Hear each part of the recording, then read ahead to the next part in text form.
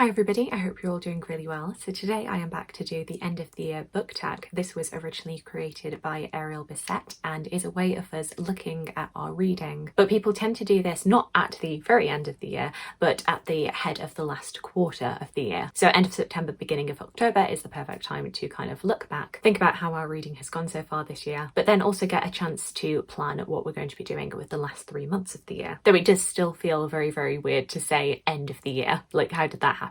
So without much further ado, let's get straight into the questions. So first up we have, are there any books you started this year that you need to finish? Now I will confess, I'm not filming this video right at the very end of September. I'm filming this on the 22nd. So I am kind of guesstimating the reading that I will have done in the past week. But in theory, no, I shouldn't have anything left over from the beginning of the year still to read, because my main aim for the end of September is to finish off my TBR, or at the very least all of my non-Penguin Monarch books. It's been my major goal of 2023 to really whittle down my TBR. I've gone from 65 books to, at the current time of filming, 6. 3 of those books are books in the Penguin Monarch series, so I'm not quite as concerned about those, but I would really like to have read the last 3 books that are not Penguin Monarch's books, and those are Learned by Heart by Emma Donoghue. I am around about 70 pages exactly into this book. Harlots, Whores and Hagabouts, A History of Sex for Sale by Kate Lister. At current moment I am 73 pages into this one. And then finally we have this big biography of Elizabeth Gaskell by Jenny Uglow, which I have read 130 pages of. So I'm just slowly pouring my way through them, making my way through them. I'm kind of batting between each one, and hopefully by the end of September I will have read all of those, which means that I can welcome new books into my life without guilt. What a feeling!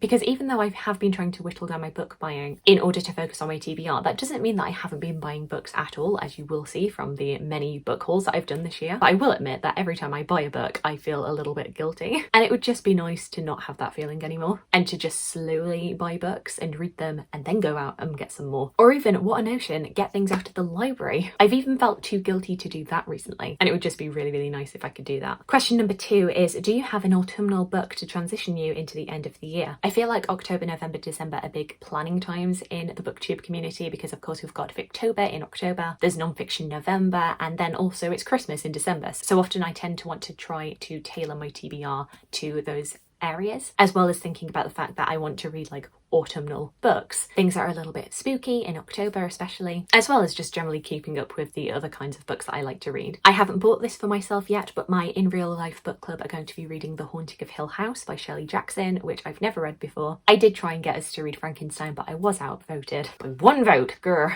But hopefully if I have chance I will also try and reread that. There's also a really fun looking romance book called My Roommate is a Vampire by Jenna Levine, which looks really cute and is coming out on the 28th of September. So I think if I see that I will definitely be picking that one up. Last year I read a couple of books that were about like undead boyfriends. One who was a ghost, one who was basically a Frankenstein's monster. It was a retelling of Frankenstein, and I didn't get on particularly well with either of those, but I'm still hoping for good things from this one. Question number 3 is there a new release that you're still waiting for? I have quite a few new releases, but the one that I am most anticipating is The Temple of Fortuna by Iliad Harper.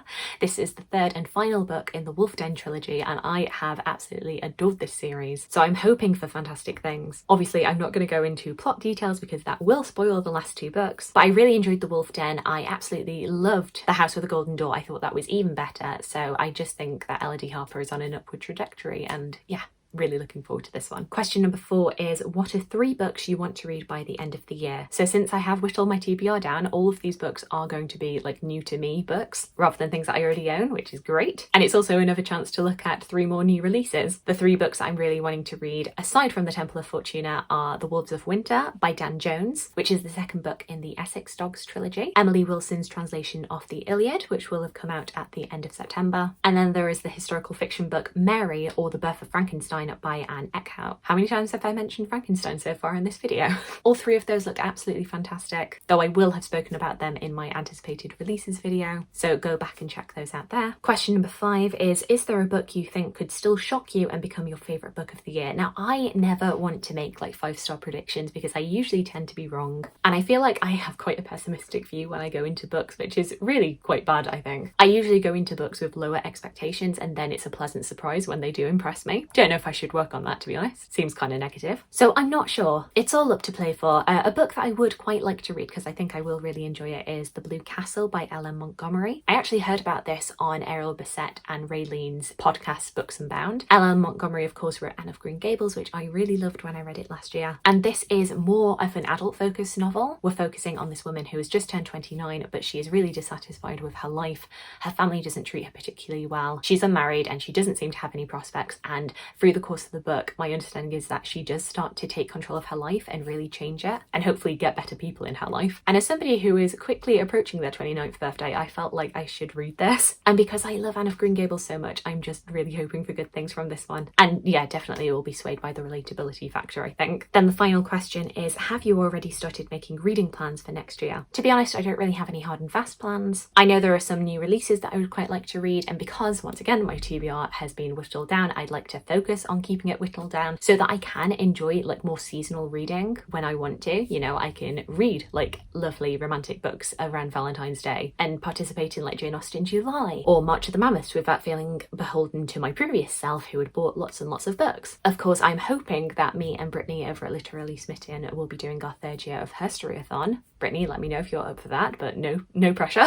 Where we focus on reading books about women of history. But yeah, I don't have any strict plans. And considering that I am quite a mood reader anyway, that's probably a good thing. So there we go. Those are all of the questions of the end of the year book tag. Do let me know any of your answers to the questions in this tag. I would absolutely love to hear from you. I hope you're having a fantastic, fantastic day, and I look forward to talking to you again soon.